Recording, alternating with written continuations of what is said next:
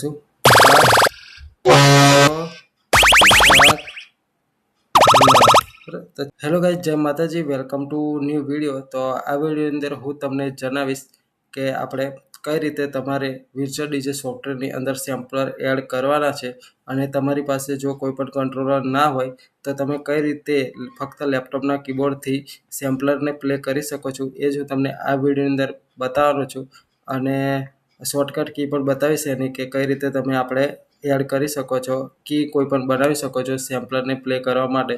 તો વિડીયો જરૂરથી અંત સુધી જોતા રહેજો, અને ચેનલ પર ન હોય તો જરૂરથી સબસ્ક્રાઈબ કરી દેજો, જેથી તમને આવા જ ડીજે રિલેટેડ વિડીયો સૌથી પહેલાં મળી જશે. તો ચાલો આપણે વિડીયોને શરૂ કરીએ. તો સૌથી પહેલાં તો હું મારી લેપટોપની સ્ક્રીન અહીંયા ઓપન કરી લઉં છું. તો હવે તમને લેપટોપની સ્ક્રીન દેખાતી હશે. તો હવે સૌથી પહેલાં તો આપણે વિર્ચ્યુઅલ ડીજે સોફ્ટવેરને ઓપન કરી લઈએ, અને સૌથી પહેલાં તો સેમ્પલર એડ કરવા પડશે. પછી આપણે કી બનાવશું એની પ્લે કરવા માટે. તો અહીંયા સેમ્પલર એડ કરવા માટે સૌથી પહેલાં તો આપણે જતું રહેવાનું છે સાઈડમાં, નીચેની સાઈડ જે રિમિક્સેસ અને ઓટોમિક્સની વચ્ચે જે સેમ્પલર છે ત્યાં, અને ઉપર જે તમને આ ચોરસ દેખાય છે બરાબર ને, એના પર ક્લિક કરવાનું છે. કે એકવાર ક્લિક કરશો એટલે આવું આવશે, અને એકવાર ક્લિક કરશો એટલે આવું આવશે. તો તમે કોઈ પણ રાખી શકો છો. તો હું અહીંયા આવું રાખી શકું છું બરાબર ને. પછી તમને બતાવીશ કે આનો ઉપયોગ શું છે. તો આ સૌથી પહેલાં તો આપણે ઓપન કરી લીધું. હવે મારે કરવાનું છે સેમ્પલર, એટલે હું અહીંયા મારી ફાઇલ ઓપન કરી લઉં છું જ્યાં આપણે મટીરિયલ મૂકેલું છે. તો અહીંયા આપણે ફોલ્ડર એક ઓપન કરી લીધું બરાબર. તો આની અંદર ઘણા બધા સેમ્પલર છે. તો હું અહીંયાથી એક એક કરીને ડ્રેગ કરી લઈશ બરાબર ને. એક પછી એક બીજું છે સિફોન બરાબર, 2 કરી લીધા. 3-4 કરીને તમને બતાવી દઉં, તમે ગમે તેટલા કરી શકો છો બરાબર. પછી એક આ ન્યૂ હોન SID1 એ પણ કરી લઉં છું બરાબર. તો હવે પ્લે કરી જોઈએ.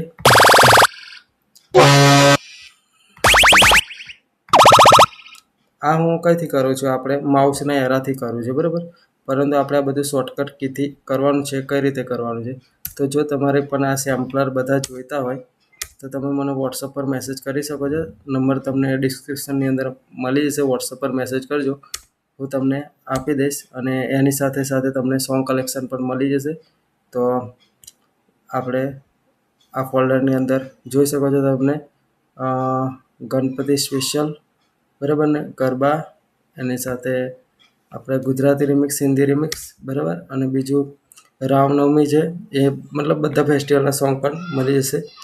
તો તમારે જોઈતું હોય તો તમે મને વોટ્સઅપ પર મેસેજ કરી શકો છો. તો હવે આપણે આ તો કરી લીધું. હવે શું કરવાનું છે, આને આપણે એડિટ કરી શકીએ છીએ, મતલબ એનો વોલ્યુમ આપણે સેટ કરી શકીએ છીએ. એને વોલ્યુમ સેટ કરવા માટે શું કરવાનું છે, આ બોક્સ ઉપર પાછું ક્લિક કરવાનું છે, અને એની પર ક્લિક કરીને રાઇટ ક્લિક અને સેમ્પલર એડિટ પર ક્લિક કરીને અહીંયા તમને ગેઇનનો ઓપ્શન છે, એના ઉપર જઈને તમે એનું વોલ્યુમ સેટ કરી શકો છો. તો હવે તો બરાબર સેન્ટર જ રાખી શકો છો, અને અહીંયાથી તમે ક્રોપ પણ કરી શકો છો, જેટલું રાખો એટલું બરાબર. તો અહીંયા મારે કશું કરવું નથી, બધું સેવ જ છે. એટલે અહીંયાથી સેવ કરી દઈશું, અને અહીંયાથી ક્લોઝ કરી દઈશું. યસ બરાબર. હવે પાછું હતું એને કરી દઈશું. હવે કી એડ કરવા માટે આપણે જતું રહેવાનું છે સેટિંગની અંદર, અને હવે જતું રહેવાનું છે આપણે કંટ્રોલર્સની અંદર. હવે જતું રહેવાનું છે એડવાન્સ એડિટરની અંદર બરાબર. તો હવે આપણે કઈ રીતે કી એડ કરવાની છે એ હું તમને બતાવી દઉં. તો તમને સિમ્પલી ગાઈસ કીબોર્ડ દેખાતું હશે બરાબર. તો હવે કોઈ પણ અહીંયા કી દબાવું હું બરાબર ને, કોઈ પણ કી લઈ લો. ધારો કે હું લઈ લઉં 5 નંબર પર લઈ લો, અને ઓપ્શનમાં ક્લિક કરવાનું છે બરાબર, અને જતું રહેવાનું છે પેન્સિલની અંદર, અને અહીંયા કોઈ પણ સેમ્પલર એડ કરી દેવાનું છે બરાબર. તો મેં અહીંયા 5 નંબર પર કરી દીધું. પછી પહેલું સેમ્પલર, અહીંયા સેમ્પલર પેડ 1 લખેલું આવતું હશે.